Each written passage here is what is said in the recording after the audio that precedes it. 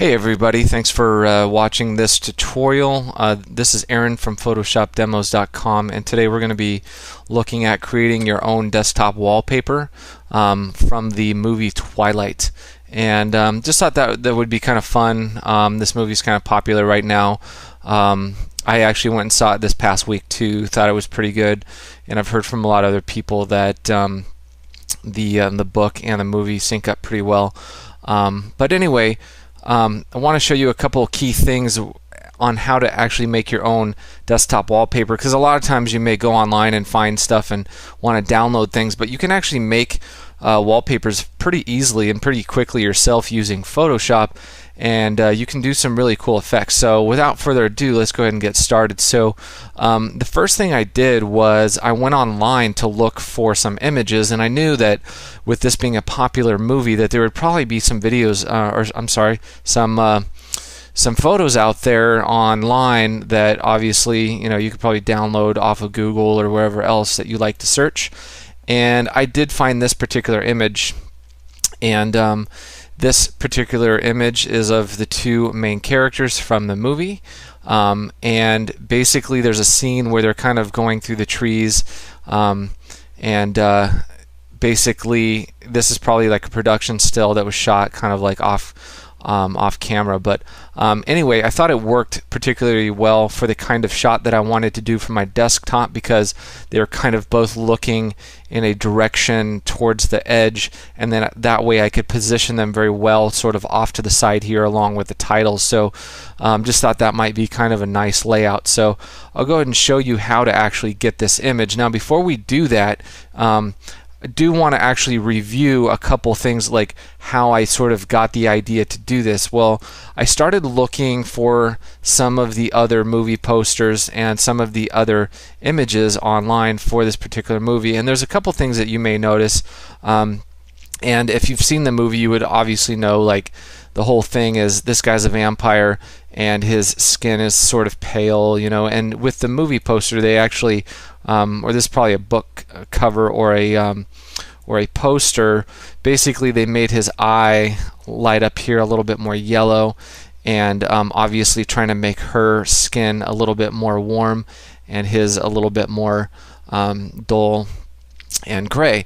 So another thing is that all the skin tones are very smooth. Everything's kind of almost airbrushed, and it sort of has like an effect that really, it's almost like it's painted versus it actually being a photograph. And so those are kind of the effects that I'm really going for. And I want to show you one more before we move on, because that's really the key to really any good kind of photography or really creating these sort of unique images, is looking and doing some research into like what creates this image.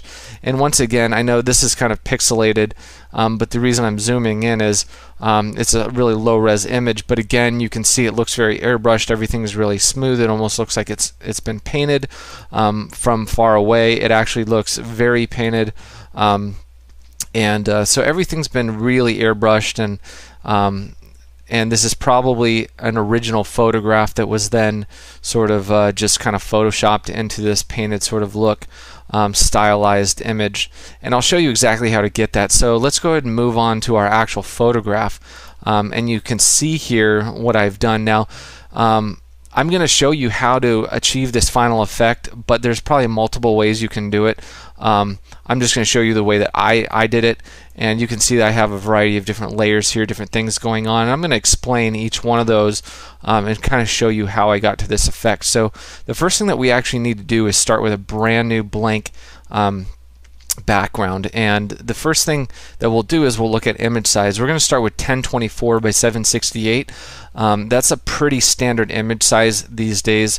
Most people, if you have I would say if you have between like a 15 to 19 inch or 15 to 17 inch or 19 inch monitor, this is fine. This will actually fit, because at 100% that's going to fit across most of your desktop, especially if you have like a 15 inch monitor. So now that that's created, I'm just going to zoom into 100% here, and we're going to change our background to solid black to start with, and I'm just going to hit Alt Delete on my keyboard to fill that in. Now with my layer here, when you create a brand new layer and a brand new document, this layer is going to be actually unlocked. So then what we'll do is we're going to actually come up here to filter, and we want to look under, there's a special little filter under here which actually creates clouds. And so I'm just going to go through my menus here because I'm just kind of forgetting for a second. So it's under render. Under the render menu, there's a thing called clouds. Okay, and you can basically click on that. Now that's going to instantly create this cloud pattern automatically, which is a really quick little nice effect. Now to sort of enhance this, what I'm going to do is I'm going to duplicate that layer, and then I'm going to go through my different blending modes here and look for the one that's a little bit more dramatic. And I like the multiply. That seems to be a little bit more dramatic, and you basically get this really nice like combination of these like really intense kind of like scary looking clouds, almost turning more into fog. So we're going to leave that for right now and go ahead and zoom out, and I'm going to hit the F key on my keyboard really quick, and that's going to actually put me in full screen mode, which I just found out it's not going to work for this particular tutorial because of the way it works. So I'm going to leave that off right now. But alright, so next step is I'm going to just merge these together for right now because I'm not going to need those individual layers for anything else. Now that I have those layers, what I want to actually do is I want to create sort of like a little pocket right over here for the actors to kind of sit inside of. So what we'll do is I'm going to take my elliptical marquee here, and I'm going to hold down my shift key so I can make a nice big perfect circle, and then I'm going to pull that over to the edge here, and you can see I kind of have like this half moon shape going on. I'm just going to scoot this over just a little bit. So I'm going to go back over to my layers. I'm going to create a new layer. Once again, I'm going to hit Alt Delete. I'm going to fill that with solid black. Okay. Now I'm going to also hit Control D or Command D on a Mac just to deselect that outer edge or that selection. And this video is going to probably be in two parts, just so you know, because it is quite lengthy to show you this entire process. I'm at 7 minutes right now, so we'll be doing the second part in the next video. The next thing we're going to do is we're going to do image, and we actually want to blur this. So I'm sorry, we're going to go to filter, and we're going to go blur, and we're going to do Gaussian blur here. Okay, and we're going to go ahead and blur this all the way out completely. Okay. So you can see just by doing that, we now have this like really dark area over here, and I'm going to just take that and hold down my Alt key and just drag that just to bring one more layer forward so that it gets a little bit darker over here. Now it's sort of time to bring the actors into that little pocket area. So we're going to bring that photo that we had from before, this one here, into that new image. So I'll go ahead and use my rectangle marquee tool here, just do a quick Control C and kind of get these out of the way for a moment, and then I'm going to hit Control V. I'm going to zoom out and paste those guys in, and then bring them down into this corner. Okay, now you can see it's a little bit too short for this image. I'm going to hit Control T, and I'm not worried about scaling this.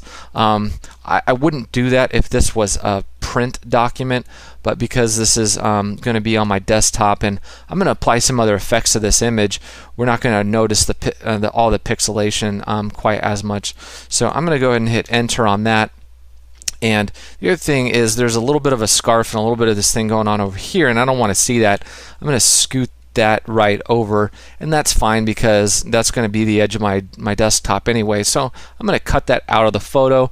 And then the other thing is her elbow is getting cut off right here a little bit, and so I don't really want to mess that up any more than it is, but it looks a little bit unnatural. So we're going to kind of black all this out, and the way you do that is you simply use your layer mask here. So I'm going to go ahead and use that over here, and here's my layer mask right here. And now I'm going to start painting actually, and make sure your caps lock is off, otherwise you won't actually see the little circle here that's going to be around your brush. So I'm going to hit 10 minutes here, so just before I do that, I'll see you in the next video.